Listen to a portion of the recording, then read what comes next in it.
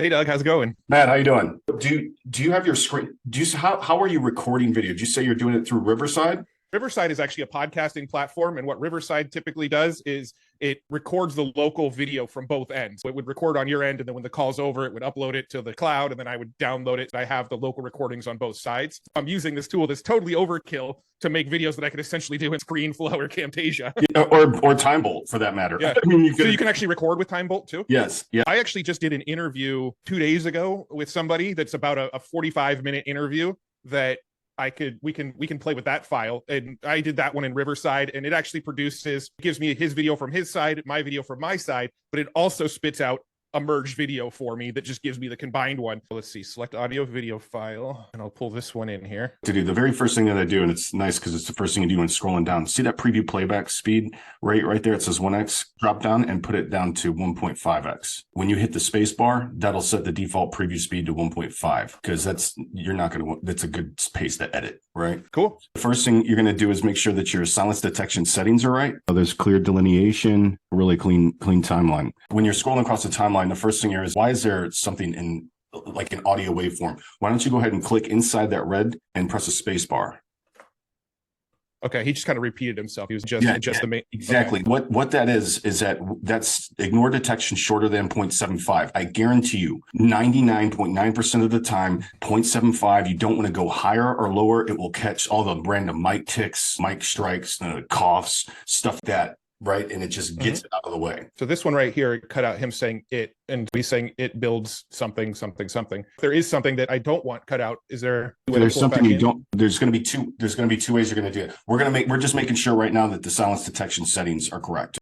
You could try and go for smaller cuts because you're consistent. You might, if you scroll down, the filter below sound level, that looks it's set just about right, but that removes silences longer than. I never really recommend this, but with yours, the way it is, you might go to 0.4 and you hit update silence detection settings. Dang, this works fast too. That looks like an even cleaner timeline. Now that you've got your silence detection settings right, this is an unscripted video, isn't it? Yeah, it's an interview. Pretty much just a conversation, honestly. Now, one thing that we haven't released yet that you have on this, and I don't know if it interests you because it is going to cost additional. It's a transcriptions on demand, but it's not transcriptions. It's called Umcheck, filler word detection inside TimeBolt. If you click, see those double check marks right there? Just click that. And how long is this? This one's 45 minutes or so. It could take anywhere between 4 to 5 minutes for it to load, but I'll teach you what to do with the other parts. What it does is it rips off an audio only MP3, as small file as possible, and it's going to kick it up to our server to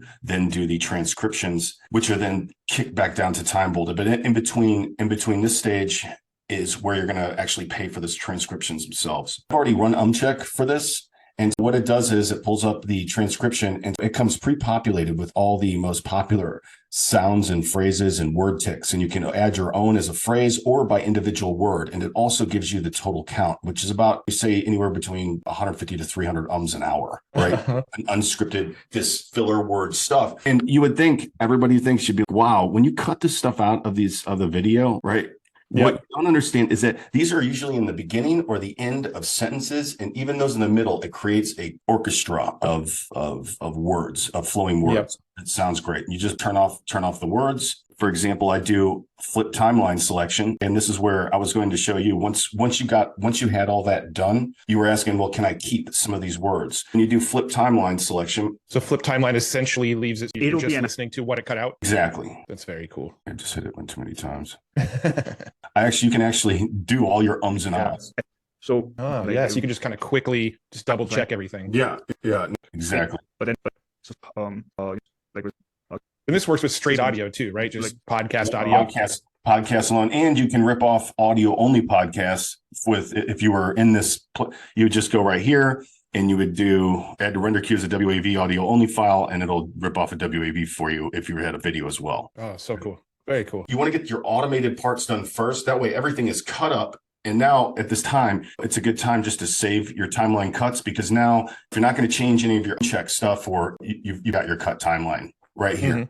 to start working from. Now what you do is you're at 1.5x speed. You put your cursor in there. There are two ways to go ahead and turn on scenes on or off. It shuts it on and off. Okay, but I do not recommend that. That's not what you want to do. You want to use there's a acronym called SLOP. It's such a shit acronym. It's easy to remember. SLOP. That's the only thing that you really need to know about TimeBolt. You're turning scenes on or off. Turn scenes on or off. Hit the O key. When you hit the O key, as you're going through, it'll be able to skip through. If you're going to be doing a retake or it was a mistake, or you can quickly and easily remove. Now you can hit Command Z and that undoes the previous command. Got it. Okay. As you're going through, let's say that you want to find some word in the middle of a green section as you're going through. Let's just say you wanted to remove the middle part of that. Yeah, right there. Mm-hmm. What I want you to do is put the cursor right there, hit S for split. Okay. One key. I see what you're saying. So split here. And now I've got this. Now hit O. I got it. Right. Those keys are very valuable. The second thing that you want to do that you're going to be able to do is on your first pass, let's say he's talking right now and you want to create some variety, hit the P key, hit P again. So that's where it punches in. Gotcha. And then now what you SLOP, and then what you can do is hold the Option key or the Alt key and then your arrow keys.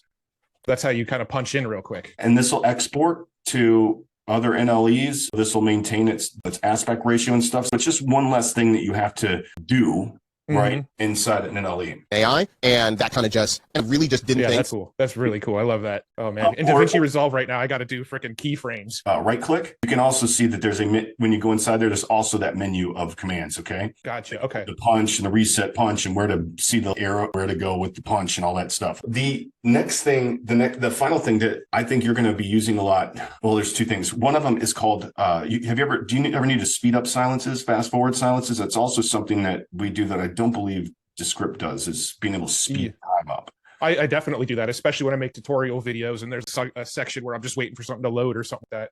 Well, check this out, man. Scroll down. There's a thing that says fast forward silences. Click that. Now what you're going to be able to do, I'd set that to 900 or something. There you go. Imagine you're giving a tutorial and where we didn't know about this fast forward cut shorter than is the small little motions with your mouse that are going, those are just sped up if the sequence is important, right? If you're given that, you can either mute it or not mute it and choose your different speed rate. If you don't mute it, it's not, it talks like a chipmunk. It actually just sounds fucking cool. I don't know why it's into something that's speed on YouTube. It sounds chipmunk, but however TimeBolt does it, it doesn't. I don't get it, but so that's awesome. If you scroll up now, you can, this is the only thing that you use the manual bar for. If you hit above, go the green bar. Let's say it's a silence you want to speed up. Just some kind of silence, you can click the bar above. So right in here or something. Click that bar. There you go. Okay. See it turn to orange. It's not going to show you in preview yet what 4x speed looks, but it does do it perfectly in rendering. Okay. And it will also export. Speed no code and low-code tool. Also export in XML. All that stuff that you do up front, our goal is to get as much of that cut work and speed up work, get your foundation done. For most people, that's all the job there is. Right. Yes. So you're essentially building a editing template, and then the next time you come in, you don't have to go through all the settings again. It's kind of dialed in the way you get. Exactly. The last piece of this that I think you're going to have a really good time with is that do you make that long video that you made for YouTube, which I watched with the wolf art? Oh, do you the chapters for YouTube? To start, I haven't been with my current channel, but I do, especially on videos that are that long. There's a feature called markers that are also coming out in TimeBolt 5th generation. This doesn't fit within the SLOP nomenclature, but it's M. You hit the letter M on your keyboard for marker. What this does is this allows you to now, when you're going through your first pass editing, I don't want you to have to watch this again. Let's not ever watch the same piece of footage again. Not only are you going to have to, and let's not watch the stuff you don't even want to see, right? When you're starting this and you're starting a new topic, you hit the letter M and you right click and you type in the title of what this change is, section 1. Exactly. Now hit space bar and keep editing. Gotcha. Tools, they just have limitations because it's built on something, right? You can hit the L key as your after you hit spacebar, hit L. And all these things. Imagine a visual language that is sitting on top of JavaScript. And that's what this guy created. And the reason I is, let's imagine you got another one, hit M, section 2. Literally, this is going to save you an hour of time just reviewing the footage after you've already reviewed it and cut, because this is what TimeBolt does for you. With all this cut footage, with all this cut footage, it's not minute 5 is the same as what's going to be on minute 5 in the cut footage, along with the markers. And wait until I show you what we got. It does all that math for you. Let's do one more. Hit section 3. Now, what I would recommend to everyone, especially conversations, if you scroll down, let's say that you've edited this whole thing, just know that when your video is longer than 45 minutes, you see that. So I want to make sure I mention this. See the previous and next chunk button? I'm working on getting my co-founder to kind of make this more obvious, but that's where the rest of your timeline is. Go up to the top, see, that's how you get to the other parts. That's how they're blocked off, right? They're all, still going to create one, right? But that's how they're organized. But it'll chop it into 45-minute chunks. Yeah. And now if you keep scrolling down, we have this really cool thing called turbo mode. See these the three little buttons right there next to add to render queue? No, I'm sorry. Next to add to render queue. Yep.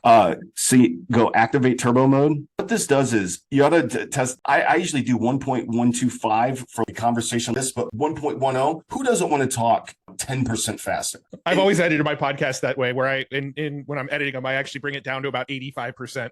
There you go. This is to bake it into the whole thing. And when you bake in speed to the whole thing, now all of a sudden all your markers are going to be off now too, right? Go to the 3 things on there. You go download markers text file. Okay. Then you can hit add to render queue. You can only do turbo if you're going to just render it here in TimeBolt. And start rendering at the very bottom right-hand side just to complete the process. Again, if you were going to do the turbo, doing the thing, you'd go and activate turbo mode, then download the markers text file. If not, there you go. And then there you go. Oh, see where it pops up right there? It opens up the folder. Just copy paste right into YouTube. Oh, that's awesome. That is cool. That's going to save so much damn time.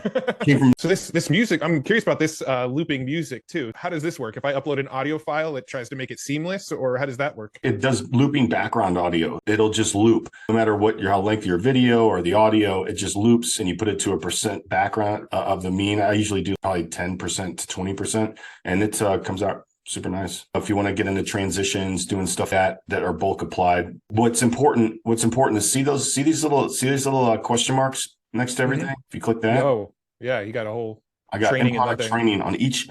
Everything matters. As you can see, my co-founder doesn't like to put stuff all over the place, and everything that's clickable actually does matter on this product. We're working to decrease the amount of time people say, hey, I need to make a video, to, hey, I got something really cool that this will save a huge amount of time. This is really cool. Very cool. Doug, this has been awesome. I'm really excited. I think this is going to save me so much time. I thought Descript was going to save me time. I actually just trying to figure out using Descript yesterday. I think it took me twice as long as it used to take me to edit using Descript. It slowed me down. This is not even on the same level as far as editing goes.